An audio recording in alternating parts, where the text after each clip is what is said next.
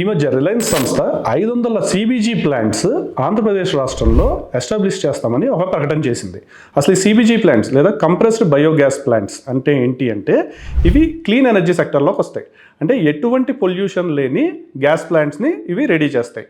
ఇవి మన ఇంటి వ్యర్థాలు కానీ లేదంటే మన ఎంఎస్డబ్ల్యూ అంటే మున్సిపల్ సాలిడ్ వేస్ట్ వ్యర్థాలని కానీ లేదంటే అగ్రికల్చర్ వేస్ట్, యానిమల్ వేస్ట్ నుంచి ఈ గ్యాస్ అనేది తయారు చేయడం జరుగుతుంది. ఈ సిబిజీ ప్లాంట్స్ని ఎందుకు గవర్నమెంట్ ఎంకరేజ్ చేస్తుంది అంటే మనం చాలా మటుకు గ్యాస్ని ఇంపోర్ట్ చేసుకుంటున్నాం. దగ్గర ఒక 5 to 10% మనం తగ్గిస్తే చాలా డాలర్స్ని మనం సేవ్ చేసుకోవడం జరుగుతుంది. ఏదైతే ప్రొడ్యూస్ చేసిన గ్యాస్ని మన కార్స్లో అంటే సిఎన్జిలో కానీ లేదా ఎల్పిజిలో మన ఇంట్లో వాడే ఎల్పిజిలో కానీ బ్లెండ్ చేయాల్సే ఉద్దేశంతో ఈ ప్లాంట్స్ని ఎక్కువ ప్రొడ్యూస్ చేయడం అని మన గవర్నమెంట్ చెప్తోంది.